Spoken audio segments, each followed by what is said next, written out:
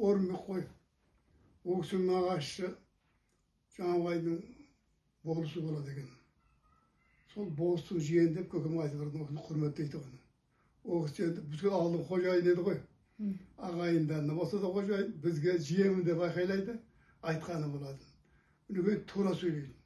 Onlar kimsin sen ana, bu hükümetsin mi, baysın mı demeyin. Turasını ayda salan adam edi. Sonunda turaşlı adam edi. Talay merde angesini istkemiz. Okul jaklıkta aytadın. Sarıp bir ereksiz kaptı da.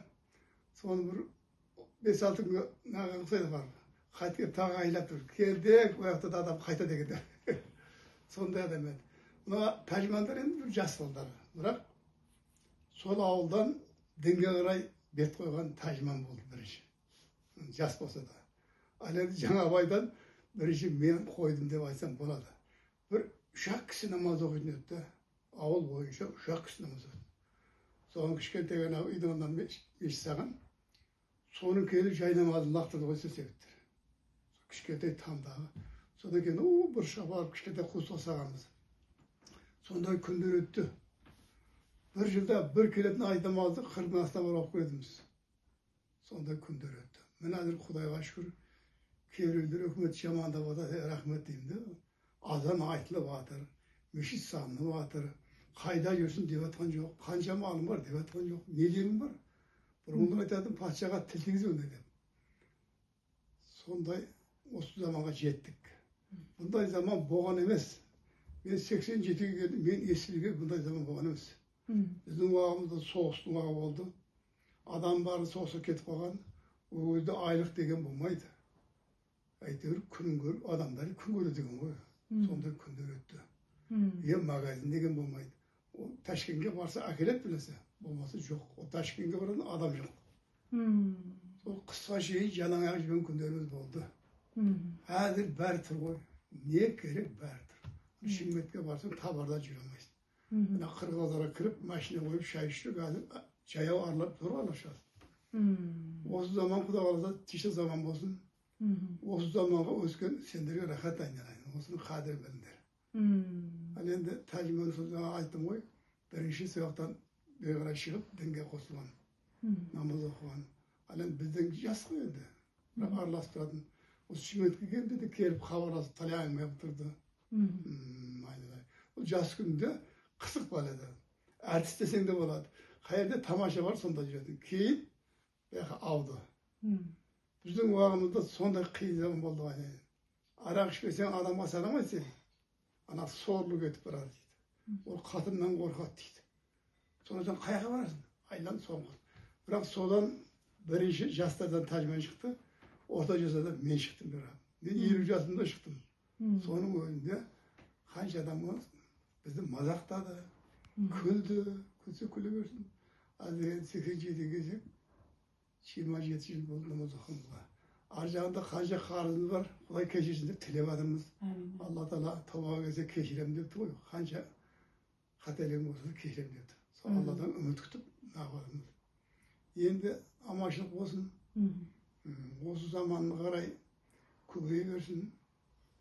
Енді Алматыдан келіп, орамал тартып жүргендерім, осы Алланың сендерге берген сыйы. Әйел адамның шашы көрінбесін деген. Әзір шашы жоғары шығарып көрсетіп тұрмыз жоғары.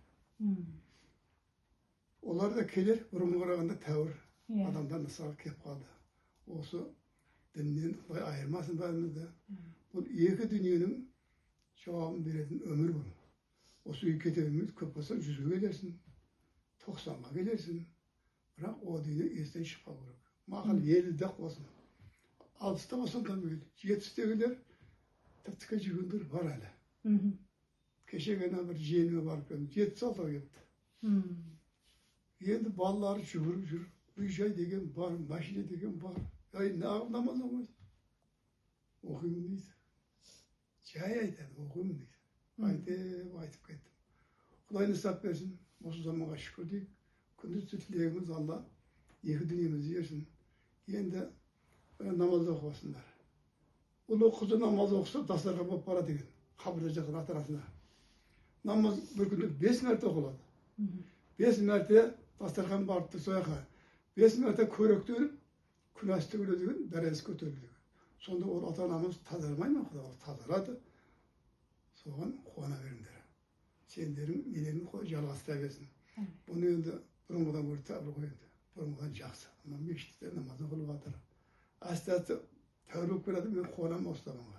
Осы уақытқа жеткенімізге, кешегі уақыттарда жаназаның өзін зор оқыды ғой. Сондай күндер өтті. Әсіресе қазаққа көрсетті ғой. Құдай енді өз алдына ел қылдық. Үкіметті жамандамаңдар деді. Құдай бізді бөліп қойды. Ұрыспай төбелесе бөлініп шықтық. Алла бөлді бізді. Былай кетеміздегі ақымыз бар ма? Ақымыз жоқ. Ондай шамамыз да жоқ. Құдайға шүкір дейміз. Осы заман тыныш болсын. Құдай соғысынан сақтасын. Патшамызға есап берсін. Әр азаматтың ойына, санасына Алла Тағала өзі жақсылық сала берсін. Тілегіміз солай. Бәрің аман болыңдар. Осындай іздеп жүргендер үшін әр қадамдарынан сауап жазсын. Құдай дендерге сауап берсін. Отбасыларыңыз аман болсын. Ынтымақ болсын, бірлік болсын үйлеріңде. Бақ қайда барады? Ынтымаққа барамын депті. Ынтымақ деген тиіш отырған семьяда, сыйласып отырған семьяда. Bir үйде қай адам болсаң, біріңе бірің имансың депті. Ол не деген сөз? Сыйлас деген сөз. Үнекейім иман қайтады ғой.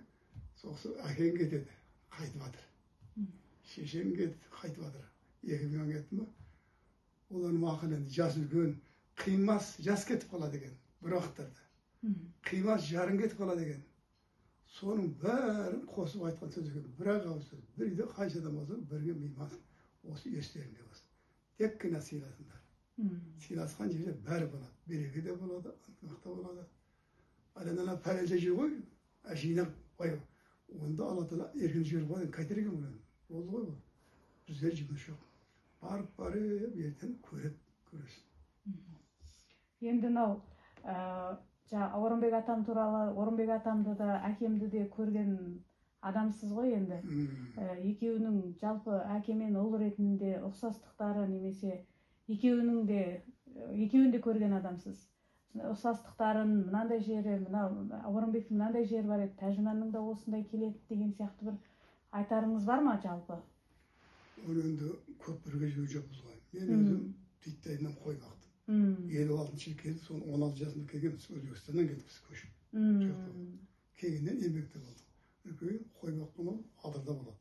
Адырда, бірақ бірге анда-санда араласып тұрғанда, бірінші жаңағы бізге жиендігі бар деген ғой. Сол жағынан көп сөйлесіп тұрдық.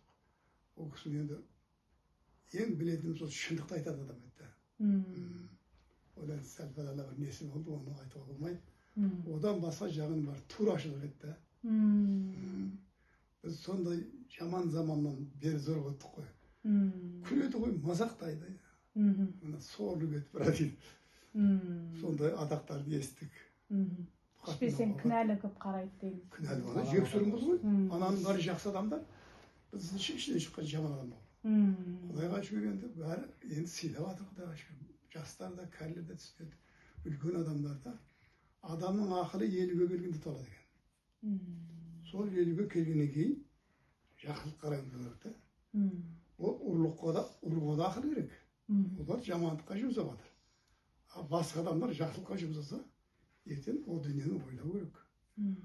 Кім көріп кепті дейді, айтсаңшы. Мен жаңа Өзбекстанда болып болдым ғой, сол жерде Қыпшақ дейтін бір кемпір бар еді. Қыпшақтың қызы екен де, Қыпшақ атанып кеткен. Сол айтады, 6 жасар қыз едім дейді, анам қайтыс болды дейді. Bir günü kelati deydi, mata oranı var. Yani köm kuaşıyız. Ura kaşık deydi, hay de kelati deydi oraya. Soman var üye kırıp ötteydi. Adamın bari jinalıp, yani ayetler kiyindirip, o burada bölümünü tam yok koy, çetinden bölüp koydu deydi. Bir Avestop'ta 7 yıl ömrüm var eкен deydi. Yani bolgan akıga, öz olman eskiden var. Sonra biri kaçtop'ta soğan barıp böyle deydi, basın şey yapamay deydi. Үйде отырады. Осындай тас бар дейді, соны жалап қояды. Сосын кісілер айтты, мына қызды сат депті, базарға бар деген. Жүрек күшке өліп барады. Сөйтіп өнерімен қызды жүріп байлап базарға барды дейді. Сөйтіп бір шал алып кетті дейді, сол өсіріп, бала шағада қосты дейді. Сол кемпірдің өз аузына айтқан. Сол 7 жылда бір нәрсе жеген жоқ дейді. Бір ішкен жоқ. 7 жылдан кейін қайтыс болды дейді. Кім көріп кеп дейді, осы көріп кімге жатамын, жатпаймын. Бұл болған оқиға. Ал енді Құранға сенбеген екен ол адамға Иә. жақында болмайды сені. Құранда бәрін айтып отыр ғой. Мынау телефонда осының қазақшасы тұр. Осы бәріңде бар осы. Соны оқысаң, қарап отырып, жөнге келе бересің. Түсіне бересің. Оқыған сайын адамшылыққа келе бересің. Мазақтап жүргендер, соны оқыса болады. Осы телефонда бәрі бар. Не жақсылық, жаманшылық бәрі бар екен. Әсіресе Құранды оқысаң, әр аяттың өзін жеке жазып қойған. Үстіне арабша, астына қазақша мағынасын жазып. Енді папам сізге үнемі келіп тұратынын еститінмін да Шымкентте, осы қалада. Сол кезде келгенде қандай тақырыптарда сөйлесуші едіңіздер? Ауылдың тақырыптарын қозғайтын бе едіңіздер, әлде көбіне иман тақырыбына жүгінетін бе едіңіздер? Қалай болушы еді? Ауылда көп әңгіме айтпайтынбыз. Осы жөнінде, осы намаз жөнінде, ол келіп тұратын жас еді. Уже талай мәрте келді. Ең ақырында анау бір күні звондады. Мешіттің қасынан асхана соғылдыңыз. Уақытымызды келіп көріп көрдім. Сол мен барам дегенше өтті Құданың құдіреті. Ауырғанда жоқ деймін. Ауырмады. Құданың құдіреті. Ақыры сөз сол болды. Мешіт бастап, асхана бастап келіп көріп көрдім. Сол болды көргеніміз. Енді бір ауылдан шыққан бір таза бала ғой енді. Оның бәрін айта берсең адам қорқады ар жағынан. Әлі де ойланбай жүр ғой көп адам жүр. Айтсаңар бірден кейін өзіңді жексен қылады. Күледі. Айтқым да келмейді. Алла Тағаланың өзі айтты ғой, оның құлағын бекітіп қойған мағрұмында. Балдарыңа, төңіректеріңе айта беріңдер. Тыңдайтын адам тыңдасын. Алла Тағала маған бір қарыс жақындасам, мен құлаш жақындаймын депті ғой. Аллаға жақындаған адам жаман болады ма? Өкіметке де жақын адамдар қасына барып жүрді ғой. Алла бізді жоқтан бағып жаратып отырса, дүниеге келтіріп отырса, өткен ырысты нәрсені беріп отырса, анау сапалдың қойы құрыды ғой, бір жылда құртып жіберді.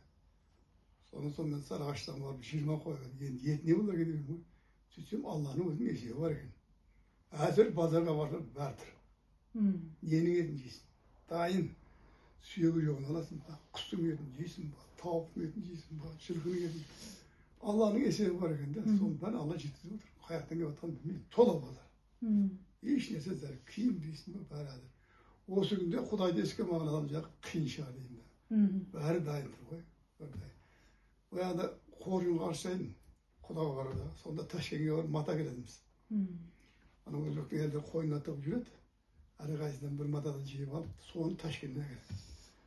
Әзір магазинде бәрі тұр. Аттап шықсаң тұла. Еркектің магазин тұла, әйелдің магазин тұла, майдашылардың магазин тұла. Ешқай әуреміз бәрі дайын тұр. Ондай заман, осы заманға толмаған адам қиын айналады. Рахмет. Осындай тірлікке әуреме жүргендерге әр қадамдарына Құдай сауап жазсын. Отбасыларыңа ынтымақ береке бірлік берсін. Бәріңе Құдай жақсы өмір берсін. Аллах. Енді ата мынау папам үнемі не ететін еді, әйтеуір бата алып жүріңдер деп. Мен өзім үнемі бір жаққа кетіп бара жатсам да папамнан бата алып кететінмін. Папа мен шығып жатырмын деп. Әшейін мектепке кетіп бара жатсам да бата алатынмын. Папа батаңызды беріңіз, мен кетіп бара жатырмын. Жаңбырманан жерге көреді дейді. Туғанманан ерге, туға деген батасы. Иә. Бата көп. Сол үшін енді мынау қазіргі енді біз болып толып қойдық демеймін енді сіздер барда. Әкең өлсе де әкең көзін көрген өлмесін дейді ғой енді. Сондықтан әкем қайтқаннан кейін енді сол көзін көрген адамдар әкемдей болып көрінеді. Үлкен ретінде қызым универге түсейін деп жатыр, университетке. Оқу бітірді, мектеп бітірді. Мынау әпкеміздің қыздары университетті бітіріп жатыр. Сондықтан жаңа менің әкеме жаңа естелігі бар екен деп бар шығар деп келген едім. Сондықтан енді сізден ауылдың үлкен ретінде, әкем сыйлайтын адам ретінде сізден негізі бата да сұрап қалу бір ниетім бар еді. Сондықтан бір бізге бір бата берсеңіз. Білім деген ол адамның бір абыройы. Мынау өлім енді тәрбиесі жоқ қой, бірақ мамандық керек. Енді мынадан әріп жазып үйреніп тұрыңдар. Өзі бар жоғы 28 әріп. Күніге бір әріптен оқысаң, бір айда оқып кетесің. Осы естеріңде болсын.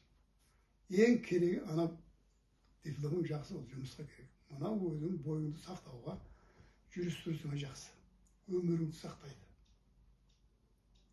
Осы естерінде болсын. Бата беріңіздер. Оның жаңағы мына Құранға себебі, олар кассет әкепті да, оқып отырсам, Рахим деген молда жазыпты Астанадағы.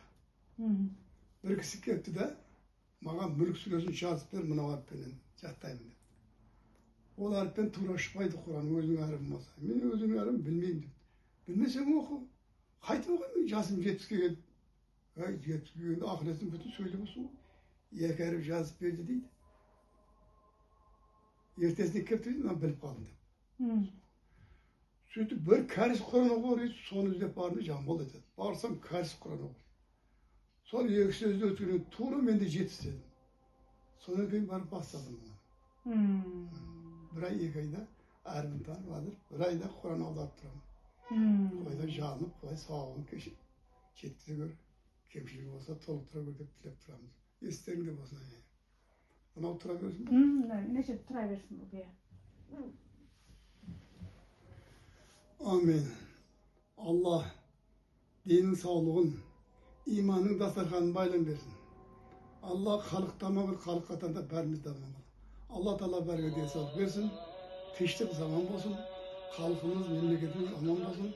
Ot bastarın Allah günün gibi avroyla artar. Allah'a günün gibi yakında verir. Allah kolay ömrünü. Kelgen kadınlarına sağ yazsın Allah. Amin. Alhamdülillah. Bunlar bir tüsür koymuyor mu?